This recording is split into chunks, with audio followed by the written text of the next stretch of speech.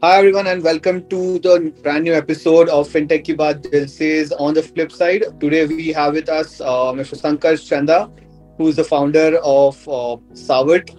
Sankarsh, over to you. I would if you can go ahead and give a brief intro about yourself and Savit, and then maybe we'll take it forward from there. Sure. So thanks for having me, Shreyas. And I'm the founder of Savard, and then I founded Savard in around 2017. I just dropped out of my BTech after completing my second year in Mhm. computer science. And back then, it was a small idea for helping retail investors invest. Over time, we've added a lot of interesting things in what we were doing and built Savard. So before founding Savard, I had also written a small book called Financial Nirvana, which is kind of a beginner's guide to investing. So I'm working on its second version now, but then it was just a compilation of my experiences at that point of time. And I'd made my first investment approximately when I was at 14, at the age of 14. And Mhm. it was just out of curiosity and my love for books. Then I came across some interesting books to read about investing and articles, and then that's how the thing started from there. Got it. Pretty interesting. So, ये finance और tech का connection कैसे बैठा? मतलब you were in BTech and how did you end up creating a product that serves the financial industry? Yes, so actually it's the other way around. I was into finance and then went into the computer science thing because when I was starting, the coders used to ask me some questions, the developers, right? And I did not understand what they were asking and what I needed. I didn't know it properly. So all I wanted was मुझे website चाहिए, app चाहिए, जिसमें investment हो जाएगा. So that's too broad and that's not very specific. So then I said, fine, I need to have some tech knowledge to talk to them at least. So that's why I had taken computer science, but it didn't serve the purpose at the end of the day because I left midway like that. So, what was it that made you leave computer science midway? So the time was not gelling in, right? So to do both, I mean, there have people who have done both, but I don't think I was that adept at time management that I could study as well as run the company at the same time. So I said, fine. And there was kind of nothing very exciting going on in college as well. So the same things we learn, then we listen, then we write the same thing, and again we write the same thing in the exam. And in Right. general, we're not even using that stuff in real life anymore. So it's just like a small fantasy that has been created within that the educational institution, and then we are living in that fantasy, the real life, and that has no correlation actually. Couldn't agree more on that. I mean, that is the scenario of current education systems. But what essentially was the inspiration for idea कि यार retail investors के लिए कुछ करना है? What made you think कि यार I can solve this? At that age specifically, what made you think? So one, when I was thinking, the age wasn't even a matter. So I was slightly second guessing myself because that was, I think, the only part where age was a concern. Like I was like, Right. मतलब I was telling myself तो मतलब इतना छोटा है तेरा दिमाग, मतलब is it enough to get this done करके. So that was a small doubt I had, but very small, not too much. Generally, I'm confident about that stuff. But then why retail investors is, I think, after I did the ethnographic survey kind of stuff on ground, when I spoke to people right across the country, especially in Uttar Pradesh and the NCR region where my university was. I did a lot of survey and on discussions with people there, so in villages, suburban areas, and that changed my perspective basically. So what happens is, somebody who has, say, $1 million or $1 billion of investment, you make another million or a billion for them, it's good, right? They make money, you have a happy client or a happy investor, and you get your fees as well. But then an investor who has 5,000 or 10,000 rupees, and then you give them 2,000, 3,000, 5,000, 10,000 of profit, that excitement is on a different level, right? So you are changing somebody's life by doing that actually. So because post a certain point, then that numbers add up in your net worth, and it doesn't make much difference actually. But when those are smaller amounts, those actually make difference to your life. So that excitement was unparalleled, and I said, fine, I could do everything else, the HNI business and everything, but retail always has to be a part of what we do, and that's how we chose that segment actually. Got it. So essentially, it was that passion to create impact in people's lives that drove you to build what you have built today. Yes, yes. Got it. So, at what point of time did this actually turn from just an idea in your head to something that you are experimenting, to you realizing here this is going to be a full blown thing and it could be big? So, you started actually doing it seriously. What was that moment?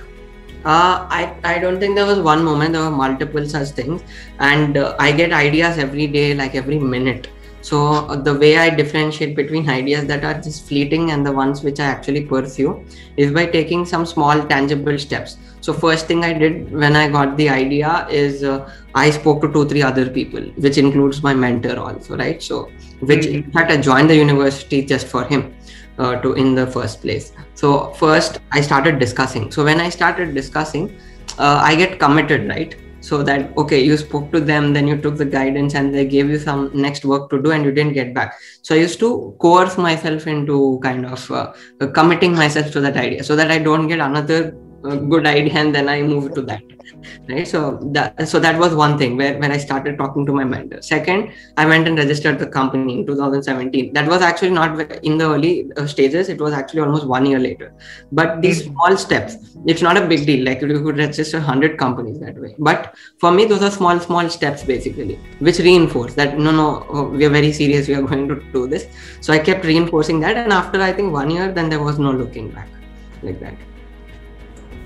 Sankaj, I'd like to go a little back in time before you move ahead when you were 14 years old. What was your, that key inside you that made you invest in the very first stock, or how did that exactly happen? So I think the way I got to know about stock first is not through a book. So I like I said, I love reading. So I read anything that, like, for example, you throw a piece of newspaper in front of me and like somebody said just dropped it, I'll pick it up, read it and put it back. So that's the kind of obsession I have. So and I think my book or one of my friends' book in the school, this classmate or Navneet books have amazing facts written in the front and back, right? Mm-hmm. So I was bored with the class, so I was reading that, and that's where Benjamin Graham was mentioned basically. So I thought Benjamin Graham is Alexander Graham Bell. So I thought he's the same guy. Obviously, I didn't have the phone at school to check that. So I went home and then checked it back. Like, who did I miss the surname of this guy wrong, or is it something else? So then I understood that Alexander Graham Bell and Benjamin Graham just have Graham kind of same thing. Nothing else is the same.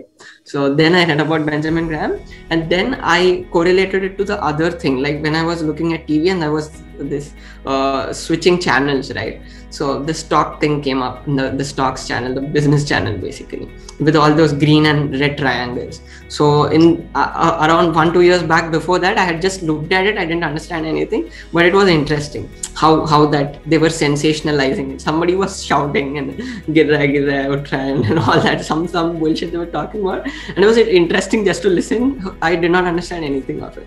Then I correlated, okay, this guy is doing something which is related to something in that channel, and this looks interesting. And that's how I then went to my sister who was doing a CA at that point of time. I said, I guess this is your subject, tell me what this is about.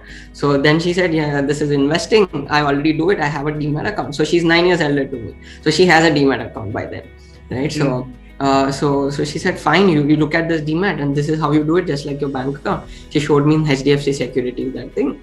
And I bought this book. So then I literally typed this only, I think in Google, like a Bible of investing or something like that, and Intelligent Investor book came up. And I don't think that time that Amazon and all, I was even aware of them at that point of time. So I bought it on the books in the bookstore personally, read it, and then I understood, okay, this is investing, this is how a stock is bought. But it was not sufficient knowledge, but just enough to start. And that's how I made my first investment, through my sister's Demat. And for how long did you trade through others' Demat? I think until I was 18. I think 4 years I was doing her account only. Until like she kicked me out because of the complications it was creating. Like I was trading day in, day out, and her portfolio got mixed up, and by mistake I sold off her portfolio also twice or thrice. Okay. Yeah. Interesting. So, coming back to the present now from the past, when you essentially started Savart, and do you had anything in mind about what if this does not work out for me? I mean, you definitely had time on your side, but what was plan B or plan C, something like that in your mind? Yeah, so I think initially I was planning for a plan B and everything, but then later I intentionally burned all those plans. I even cut off my fire exit kind of a thing, right? So there's no exit. So like, what was the second thing that was on my mind is, okay, I'll be an engineer and then I'll code. And I was really bad at coding also within those 2 years also. So I thought, worst case, I'll be an engineer or something like that. But then I said, no, that is wrong kind of attitude to have. कि ये नहीं तो ये करेंगे. Then that's why that was also one of the reasons for dropping out. कि if I fail with Savart, nobody should give me a job, nobody will give me a job, so I have to do this anyways. So there's no other go करके. So You I cut off all those those plans. experiments. Yes. That is quite the contrary to what I've seen a lot of other founders do. They will have a plan B, a plan C, and something or other in place. कि यार ये नहीं चला तो ये कर लेंगे. But I think that is what essentially differentiates a founder who gives 100% versus someone who is just trying enough to make it work and then has an escape route. Yes, absolutely. And within founders and entrepreneurs or industrialists also, I think there are many kinds, but then two evident kinds that I've seen is one who wants to, whose end product is money, right? So there are multiple ways to make money, not just through business, right? Business is just one way to do it. And then there are others who love that brand and want to build a long-lasting or multi-generational kind of a brand, basically, who don't want to sell it away, right? So it depends on what kind of perspective they are bringing. So somebody who wants to build a business, sell it away at some point of time, do an MBA and again get back to another business and then do it again. I call them flippers, basically. They flip businesses.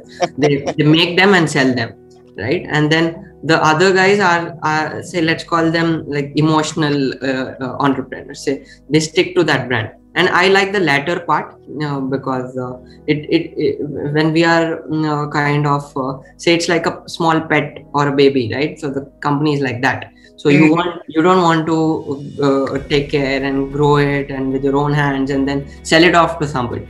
I could maybe if there's something like that, but I don't want to, right? So that perspective is important when you start. That decides your safety nets, in my view.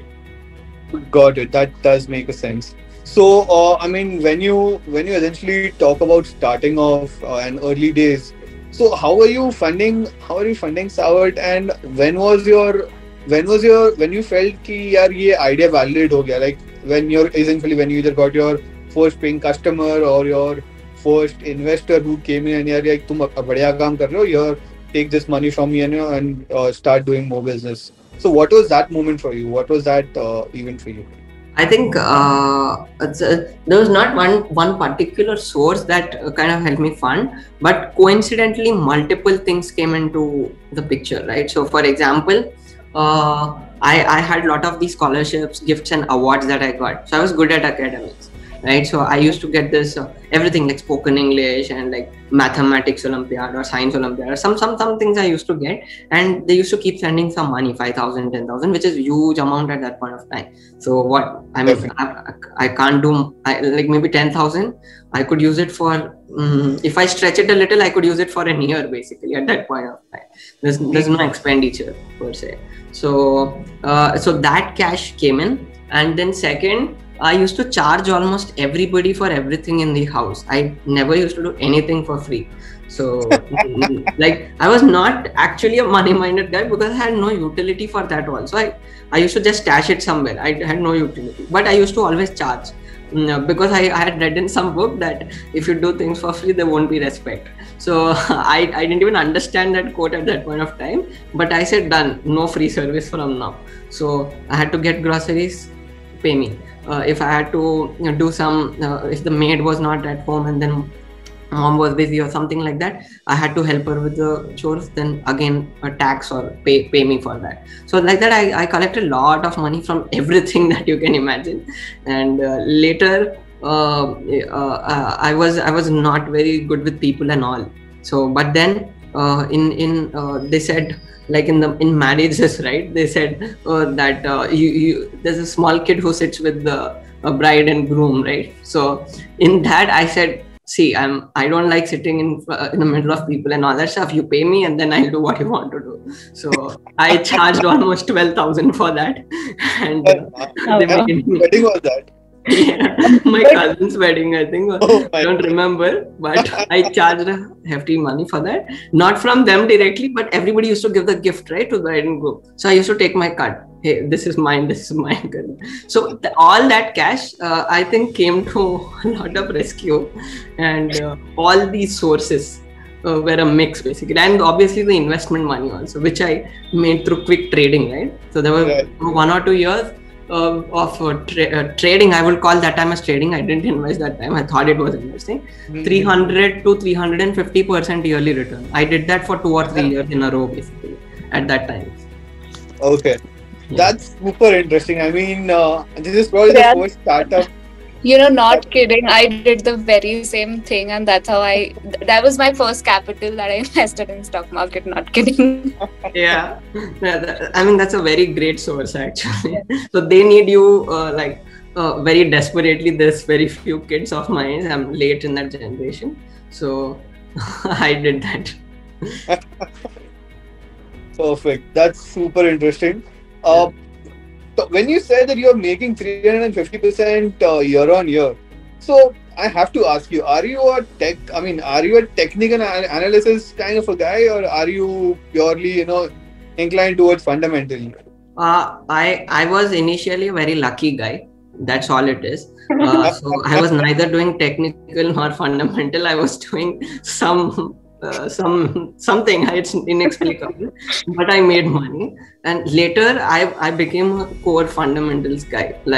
And even after that, also I've made some good return, but not even in the close ballpark of 300%. It's triple digit, but still not as much as 300. But I focus a lot on fundamentals, and now I don't kind of trade often. So the companies, I think now I don't maintain an active portfolio because of all that conflict between Savart and all. I want to do that. I just liquidated a few months back. I will restart my portfolio, and when I even do that as well, it will be for years together basically. I won't touch those stock, and then no trades. It's just addition, no deletion basically, like that. Got it. So does having a stock market startup affect your own portfolio, and in what ways? Very much. I think I lost quite a bit of money just because of that, because I knew that was going down, but I did not have the time. I didn't recollect that I had to go and sell it off at the right time, and I lost that basically. Not once, but I think thrice it happened to me.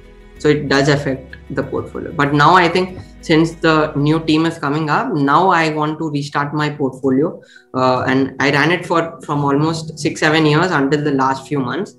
But now I want to restart that forever, basically. One portfolio, which I want to keep it forever.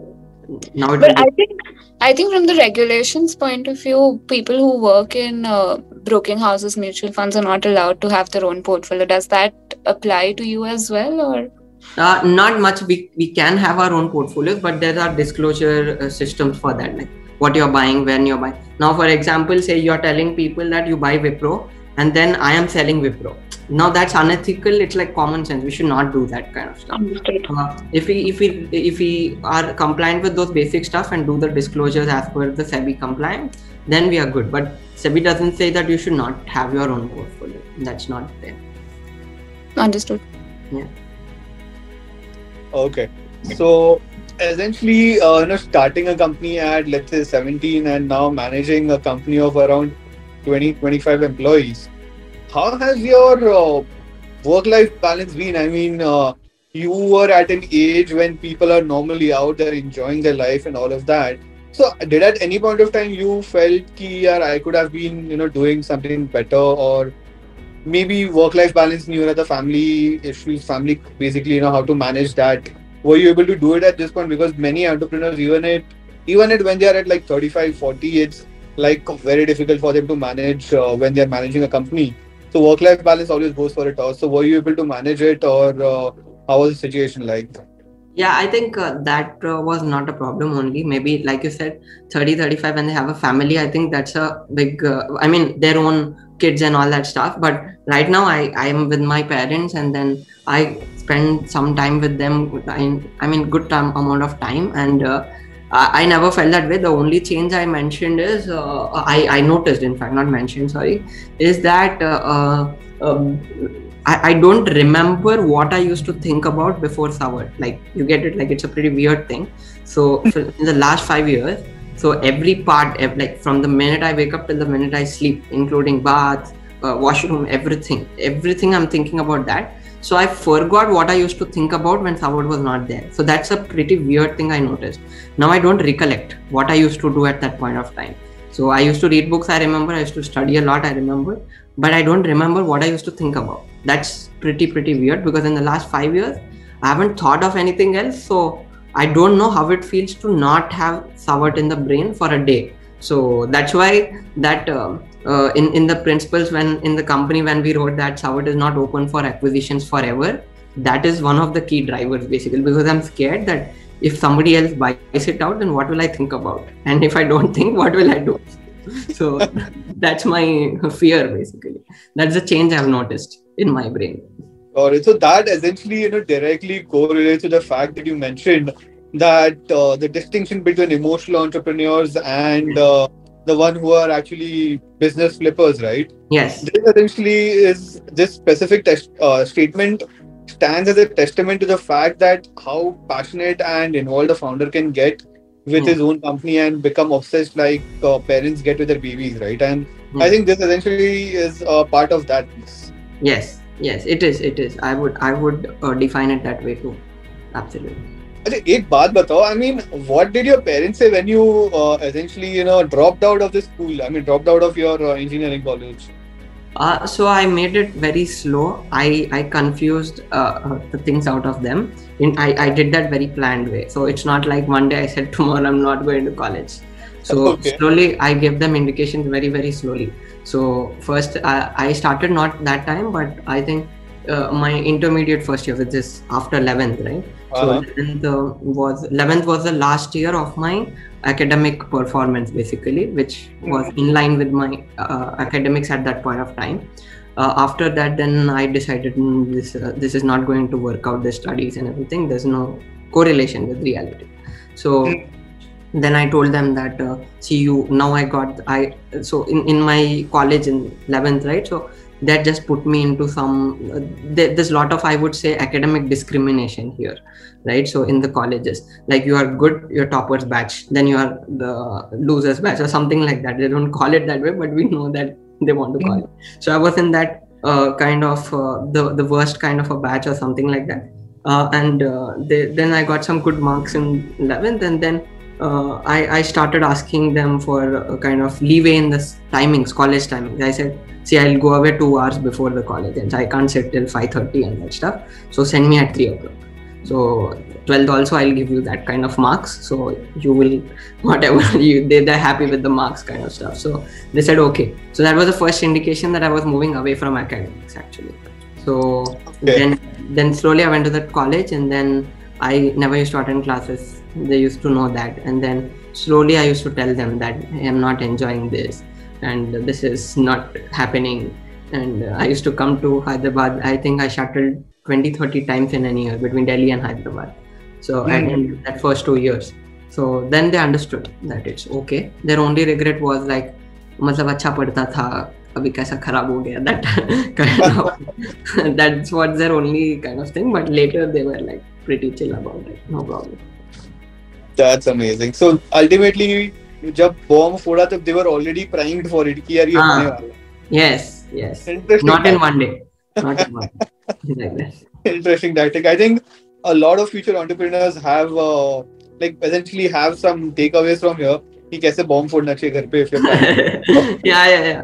I've seen my friends, some people doing it. They didn't execute it properly. They like one day they were like, कल से मैं college नहीं जा रहा. Then wrong atmosphere at home. वो सब Bollywood की गलती है. Yes, execution issues. Definitely. So coming back to the final question, throughout your journey of building a startup, like how has it affected your mental health when how would you correlate your mental health with company performance when you feel ki company is not doing bad? Does it affect you personally, or even getting stressed out at work and managing people? Because I'm pretty sure when you started out, a lot of things might have been new for you, managing people and all of that. So how would that affect you personally? Would you essentially have sleepless nights or that anxiety ki yaar kal kya hoga, will this company float, or what can I do? How was that, and how did you handle that?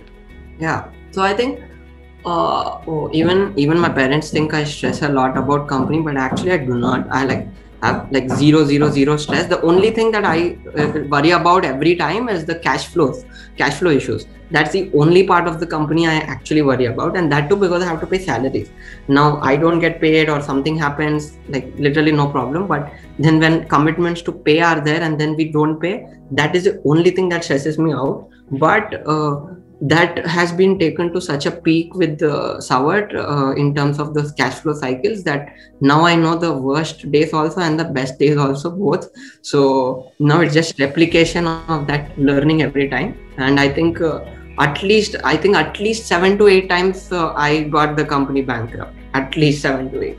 That's a minimum. So usse zyada what's the worst that can happen basically. So that's so in cash flows that's the highest. So like we start the first of the month at 0 rupees cash balance, then we earn the revenue just enough to pay the salaries at the end, and again we raise money or we raise through revenues, and then we do it. I think that we did 7 to 8 times in the last 4 years.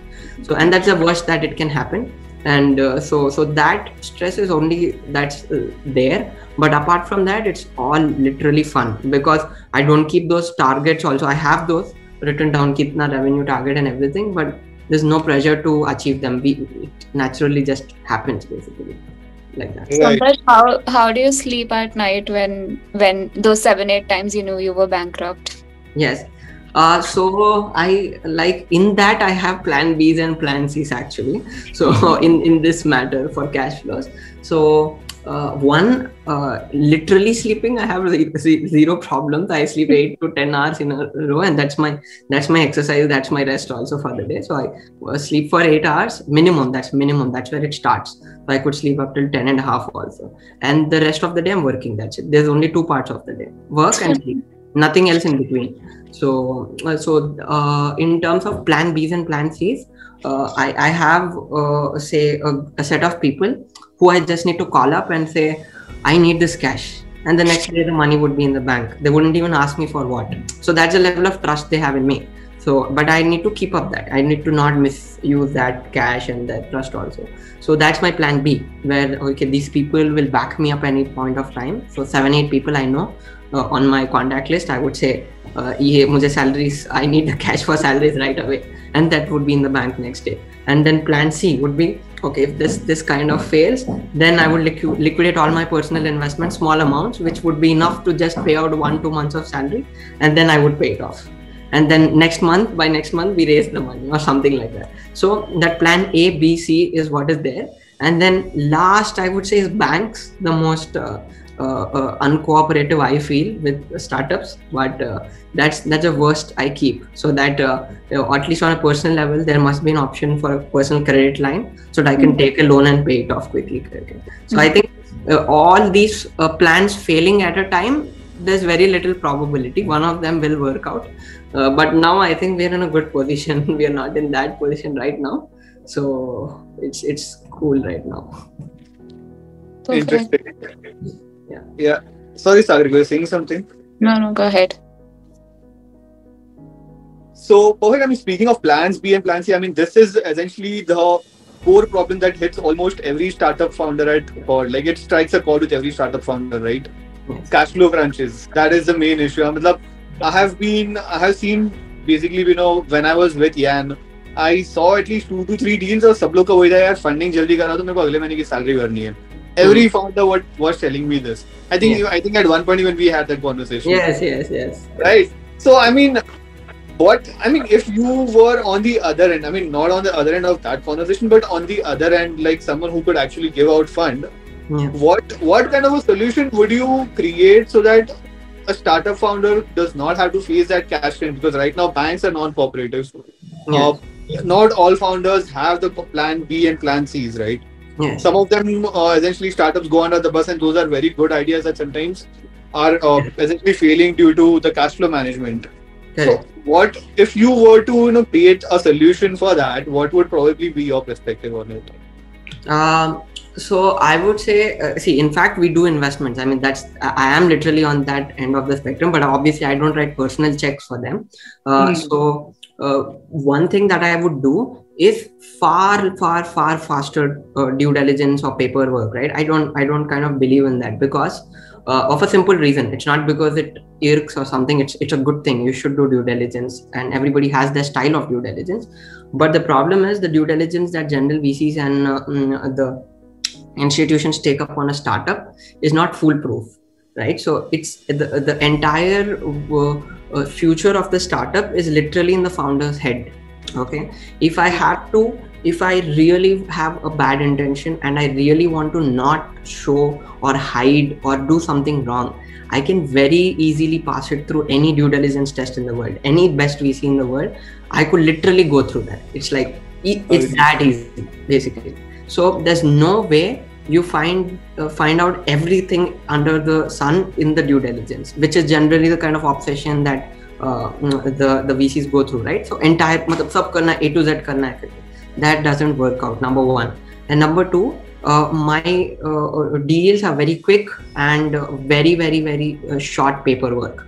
So it's a half-page deal. Even the kind of deal that I do or whatever I do, I never signed an agreement which is more than 1 page, because if you really want to put everything on the paper, then I don't think 1,000-page agreement is also enough, basically, to sign in reality. If you do that, right? So your founder will work with good intention. Founder will not do anything wrong. I would have to write 1,000 pages that way, basically. So how will you curtail my intention? That's because after you do all the paperwork and everything, and then my intention is bad, I want to just sell and go away with my cash. There's no way you can stop a founder from doing that. So it's the kind of people. So when we do deals, we look at straight that I take only 30 minutes to make a decision, invest karna hai, nahi karna hai. And after that, then everything has to happen in the next few hours, basically. Because again, we don't want to lose that opportunity also. Even in stock, it's even more difficult. People think public stock is like you have a lot of time, you can do that. It's there. It's not that hurried. But when you get an opportunity, you have to act very quick, because there are many smart people across the world who are also looking at that same company, and you might lose that opportunity if you don't strike at the right time, right? And you look at Warren Buffett kind of deals, right? So he bought the Nebraska Furniture Mart from Miss Blumkin, if I'm getting the name right. So it was a half-page or a 1-page agreement. One of the most successful investment they made, right? So no detailed paperwork or due diligence. Half an hour conversation, 2 hours, 3 hours conversation. The mindset was the same. The ethos of the business was the same. Done like that. And few brands. When I look at some brands around me within a 5-kilometer radius of my home, I literally know what kind of businesses are going to be 1,000, 10,000 crore business, and where I have to invest in their ethics, basically. What kind of businesses are ethical? So you can just be a customer. So there's one company called Almond Sweet Shop. Basically, it's a sweet shop. It's a premium kind of a sweet shop. I've been their customer for I think 18 years or something now, since almost the first time I ate a sweet until today. So as a customer, when I'm having their sweet, right, I know the kind of work that they have done, the USP which is in that taste, why they are charging a premium. They have that moat, basically. They have that special ingredients which gives a moat to the business. They have a high pricing policy which gives them high margins, and they have pricing power. So sugar ka say cost बढ़ गया, they can easily pass it on to clients, right? And they have built a very high customer loyalty. So how is it done? Through very small subtle things. So you go there and you say मुझे इसका उसका और 10 चीज़ों का sample चाहिए, मुझे सब खिला दो फ्री में. They will never say no, right? They'll give you everything, and then you pack something for 1 kg, right? The weighing machine is on top, so they'll put 1.2 kgs in that. You won't ask, they'll just give you 200 grams for free. Now, and that's a premium sweet. So every gram is like some 8-10 something rupees or something like that, right? So these small things, I'm not saying give it for free, you also give everything for free, I'm not saying that, but these small subtle customer things, they maintain taste, they make us feel welcome, and they keep the customer loyalty, high moat, high pricing margin, great revenue and cash flow, great ethics. Now that's all the ingredients you need for a $1 billion business, or more actually. And billion not by valuation, $1 billion by revenue, I'm saying, right? So both are different. So these companies I know, and this is within 5 kilometers of my home. So just think how many such brilliant businesses are there in India, in all the vicinities, all the areas put together, and then how many are in the world. So we have that many opportunities basically. We just need to do the deal right, very quick, and act big when the opportunity comes basically. So I generally put 50% of my net worth generally. If I'm really inclined on that, at least 50% of my portfolio in that company. It's bad asset allocation, but it works out for me. Definitely. But looking at this, I mean, from an investor's perspective, I think it's probably the case of what you say, once bitten, twice shy from an investor's point of view. Yes. Where they've experienced something and then they tighten up their norms and then they again tighten up their norms. And Correct. That is how the entire cycle of the vicious due diligences have come by. Correct. Absolutely. You are 100% right about it. Like I said, everybody has a style of due diligence. So there is no good due diligence, bad due diligence. All due diligence and research is good. In fact, due diligence is research. It's like investment research. That's what you're doing basically. That's what we do. So investment research is not good and bad. It's just the perspective is different, and who has the most clear perspective wins basically. That's it. Agreed. That was a really interesting piece. Let's move on. I think Sagarika is suggesting let's do a rapid fire. We have never done rapid fire on our podcast before, but let's try something new. Sagarika, over to you. Let's start a rapid fire from your end. Something that I just created out of the very basic questions of stock markets kind of thing. So I'm going to push that to you. Let's see how it goes. Okay. So number one, are you a technicals or a fundamentals guy? Fundamentals. Okay. Are you a trader or an investor? Investor. Are you more bullish on Indian markets or international? I would say a mix. I am like kind of in between. So I would have a mix any day basically. India and US would be the best combination for me. And do you invest in US markets as of now? Yes. Okay. What is your favorite hedging instrument, currencies or commodities like gold? No, I don't hedge actually. You don't hedge? Okay. What's your current sentiment? Bullish, bearish, moderate? I would say realist. So I just assess what is there and just take it. But in general, I'm optimist basically about the market. Always. And do you have any kind of favorite stock? No favorite stock so far, but I want to create one soon. Is that the right thing to do? No. Not get emotional with stock. Yeah. I think that's it from me for the rapid fire thing. I think that's it even for the podcast. This was a really insightful conversation, Sankarsh. Thank you so much for joining us, and thank you so much for being so candid about everything. Yeah. We love having you here. Thanks you so much. Thanks, Agrega. Thanks, Shreyas. Thanks for it.